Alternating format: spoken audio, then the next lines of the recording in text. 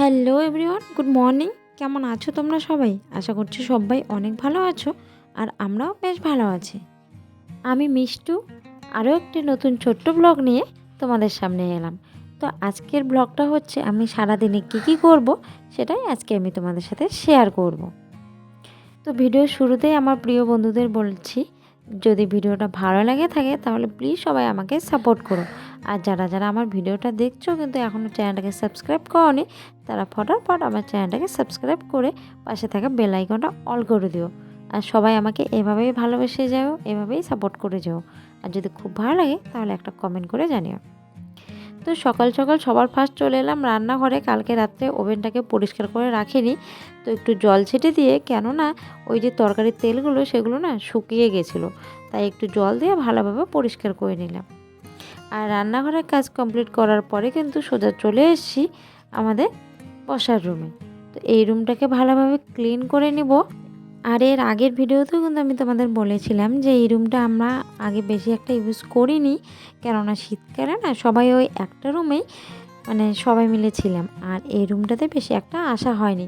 এখন তো গরম পড়েছে, আর এখন এই রুমটাতে কিন্তু বেশ মজা। তাই এই রুমটাকে কিন্তু আমি এখন ডেইলি ক্লিন করি। সারাদিনের মধ্যে 1 ঘন্টা হলেও কিন্তু এই রুমে আড্ডা দেওয়া হয়, তাই সবসময় ক্লিন রাখি। আর যে কোনো লোকজন আসলে কিন্তু এই রুমে আমরা নিয়ে আসি।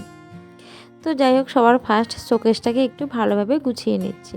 আর শোকেসটাতে থাকা যে ফুলগুলো সেগুলো না সবটাই কিন্তু কেনা না, কিছু কিছু কিন্তু আমার হাতেরও তৈরি আছে। হাতের তৈরি বলতে ওই কেনা ফুলগুলোকে আমি একটু নিজের মতন করে সাজিয়ে নিয়েছি। যেমন এই ফুলদানিটা যে দেখতে পাচ্ছ, এটাকে কিন্তু আমি আমার মতন করে সাজিয়ে নিয়েছি। এই দানিটা কিন্তু এরকম ছিল না। তো যাই হোক, ফুলগুলোতে না অনেকটাই ধুলোবালি জমেছে, আর সেগুলো ফু দিয়ে ভালোভাবে ঝেড়ে ঝেড়ে মুছে নিচ্ছি। আর তারপরে যে নাইটির মানে কাপড়টা এখানে পেতে দিয়েছিলাম সেটাও তুলে একটু ভালোভাবে ছেড়ে নিলাম। আর আমি কিন্তু আমার শোকেস বলো, মানে যে কোনো কিছুই বলো, আমি কিন্তু কোনো না কোনো একটা কাপড় এভাবেই কিন্তু পেতে দিই, সে শোকেসে বলো আর আমার ড্রেসিং টেবিলে বলো। তবে মাঝে মাঝে কিন্তু আমি চেয়ারেও দিয়ে দিই। তোমরা দেখেছো অবশ্যই, আমার কিন্তু চেয়ারেরও কাভার আছে। তবে মায়ের রুমের যে চেয়ারের কাভারগুলো আছে সেগুলোর মতন সুন্দর কিন্তু আমি বানাতে পারিনি। মায়ের রুমের কাভারগুলো মা সেলাই করেছিল কী দিয়ে বলো তো? ওই বিছানার বেডশিট দিয়ে। তো পিছলা টাইপের যে কতগুলো বেডশিট আছে না, সেগুলো দিয়েই কিন্তু সেলাই করে সুন্দরভাবে মা রেখেছে। তবে দেখতে কিন্তু বেশ সুন্দর হয়েছে। মার যে এত বুদ্ধি কোথার থেকে আসে সেটাই আমি বুঝে পাই না। তো যাই হোক, ঘরের তৈরি আর হাতের তৈরি জিনিসের মতন সুন্দর কোনোটাই হয় না। আর ওইদিকে যে ফুলদানিটা ছিল সেটাও একটু বেশ ধুলোবালি জমেছে, তবে ওইদিকের কাভারটাতে বেশি একটা ধুলোবালি নেই, তাই কিন্তু আমি হালকা একটু তুলে তুলে নিয়ে মুছে নিচ্ছি। আর আজকে কিন্তু আমি এখনও স্নান করিনি। অন্যান্য দিন যেমন আমি স্নান সেরে তারপরে সারাদিনের কাজকর্মগুলোই কিন্তু আমি তোমাদের সাথে শেয়ার করি।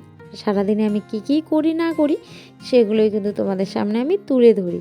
জানি না তোমাদের কেমন লাগে, তবে আমার ঘরে আমি ডেইলি যা যা কাজ করি সেগুলো ছাড়া আর কি শেয়ার করব, তাই না?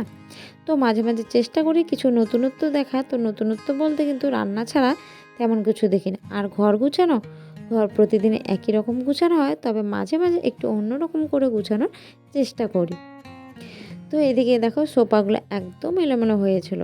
সোফাগুলো কালকে রাত্রে যে ঘরটাতে একটু বসা হয়েছিল আর ওই গুছানো হয়নি, তাই কিন্তু একদম কেমন হয়ে আছে।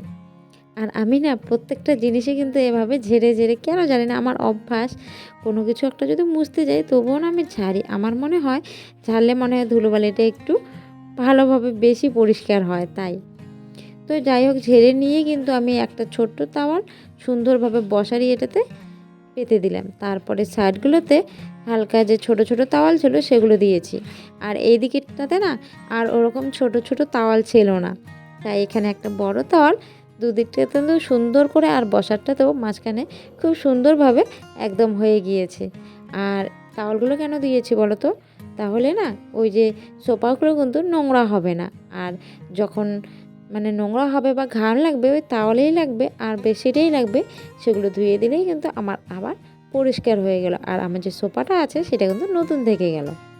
তো দেখো আমাদের বসার রুম গুছানো কিন্তু কমপ্লিট, আর গুছানোর পরে দেখতে কিন্তু আরও অনেক সুন্দর লাগছে। আগের থেকে এই রুমটা এমনিতেই আমার খুব পছন্দ, তবে গুছানোর পরে এত ভালো লাগছে মনে হচ্ছে এই রুম থেকে আর না বেরোই।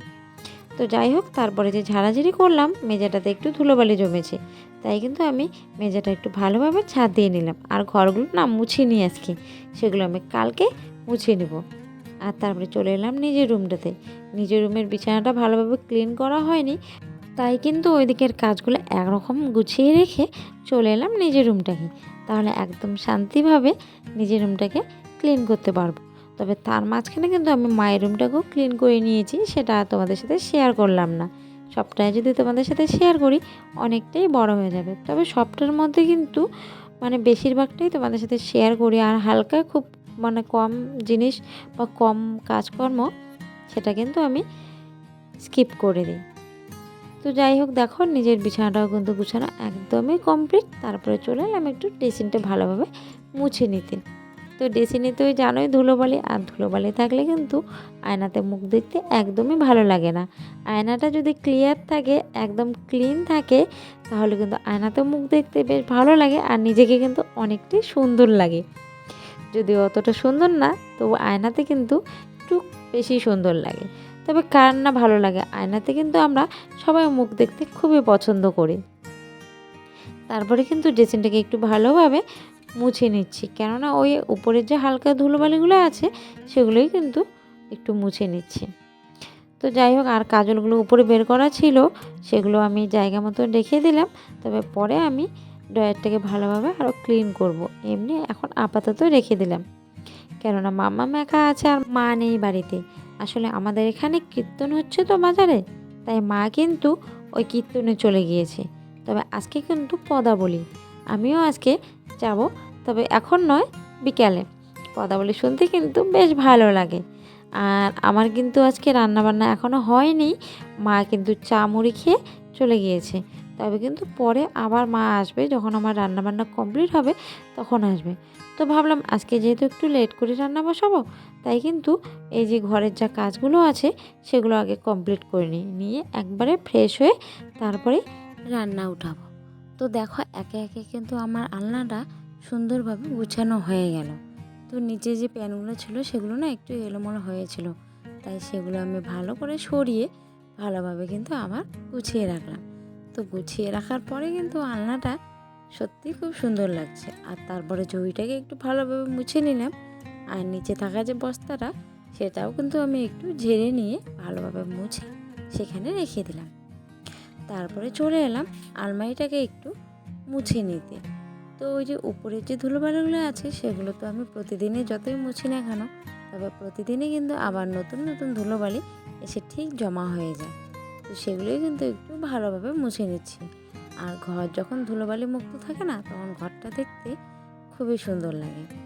তারপরে যে কয়েকটা শুকনো কাপড় ছিল সেগুলো ভাঁজ করে রাখছি। আর এই শার্টটা না সেদিন যে আমি ধুয়ে দিয়েছিলাম, শার্টটা একদমই ভাঁজ করে রাখা হয়নি, তাই ভাবলাম শার্টের বোতামগুলো লাগিয়ে শার্টটাকে সুন্দরভাবে ভাঁজ করে রেখে দিই। তবে এখন ভাঁজ করে এমনি বাইরেই রেখে দেবো, আর পরে কিন্তু আমি আলমারিতে রেখে দেবো। এখন মাম্মাম একা আছে, সে কারণে তাড়াতাড়ি করে কিন্তু আমার কাজগুলো আমি গুছিয়ে নিচ্ছি। তো দেখো আমি কিন্তু বরের শার্টগুলো এভাবেই গুছিয়ে রাখি। তো প্রতিটা শার্টে কিন্তু আমি এইভাবে ভাঁজ করি, আর এইভাবে ভাঁজ করে রাখলে না আয়রন করার দরকার হয় না, শার্টটা সুন্দর থাকে আর একদম কুচকানোও হয় না। তারপরে যে কয়েকটা শাড়ি ছিল এগুলো না প্রতিদিন স্কুলে যাওয়ার জন্য, আর ওই যে মামা শ্বশুরের বাড়িতে একটু পূজা ছিল, তো পূজা বাড়িতে গিয়েছিলাম, সব শাড়ি যে বের করা হয়েছিল ওই যে আর ভরে রাখা হয়নি। তাই ভাবলাম শাড়িগুলো একটু ভালোভাবে গুছিয়ে সুন্দর করে রেখে দিই। আর এই যে টি টেবিলটা, এখানে কিন্তু আমার গুছানো জামা রাখার জন্যই আমি এটা সবসময় ক্লিন করে রাখি। তো দেখো আমার কিন্তু ঘরে সব জিনিস ঝাড়া গুছা কমপ্লিট। এখন কিন্তু আমি নিচটাকে ভালোভাবে ছাদ দিয়ে নিচ্ছি। ঘরের যে ধুলোবালিগুলো আছে সেগুলো তো মেঝেতেই পড়েছে, তাই না? তাই মেঝেটা ভালো করে ঝাড় না দিলে তো ভালো লাগবে না। আর মামামের ক্লিপটাও ওই যে খাটের নিচে পড়েছিল, ও কখন কোন জিনিস কোথায় ফেলে কোনো ঠিক নেই। তো যাই হোক, দেখো ঘর থেকে কিন্তু অনেক ধুলোবালি বেরোলো, আর ঘরের মধ্যে ধুলোবালি থাকলে না মেঝেতে পা দিতে খুবই খারাপ লাগে। তারপরে কিন্তু আমি ঘরটাকে একটু ভালোভাবে মুছে নেব। আর আজকে কিন্তু আমি জলটাতে কিছু মিশাইনি, শুধু কিন্তু আমি জল দিয়েই ঘরটাকে ভালোভাবে মুছে নিচ্ছি। কেননা না হলে ধুলোবালিগুলো পায়ে লেগে যাবে আর পাগুলো তখন নোংরা হয়ে যাবে। আর তার থেকেও বড় কথা, ধুলোবালিতে পা দিতে একদমই ভালো লাগে না। তো যাই হোক, আমি কিন্তু প্রতিদিনই ঘরটা এভাবে সুন্দর করে মুছে রাখি। তো আমি কিন্তু সকাল থেকে কি কি কাজ করি সেগুলোই কিন্তু আমি একটা ছোট্ট ভিডিওর মাধ্যমে তোমাদের সামনে তুলে ধরছি। আশা করব তোমাদের এই ভিডিওটা অনেক ভালো লাগবে। আর একটা কথা, আমি না রেগুলার একদমই ভিডিও দিতে পারছি না, কেননা কয়েকদিন ধরে না সত্যি বলছি খুব ব্যস্ত। মানে ব্যস্ত বলতে বাড়িতে ঠিকঠাক থাকছি না, এখানে যেতে হচ্ছে ওখানে যেতে হচ্ছে, তাই না কন্টিনিউ ভিডিও দিতে পারছি না। তো চেষ্টা করব এখন থেকে আমি কন্টিনিউ ভিডিও দেওয়ার। তো প্লিজ সবাই পাশে থেকো, এভাবেই আমাকে সবাই সাপোর্ট করো। তোমাদের ভালোবাসা আর সাপোর্ট থাকলে আমি অনেক দূর এগিয়ে যেতে পারবো। তো দেখো, উঠান ঝাড় দেওয়া কমপ্লিট হয়ে গেল। আজকের ব্লগটা আমি এখানেই শেষ করছি। সবাই ভালো থেকো, সুস্থ থেকো, বাই বাই।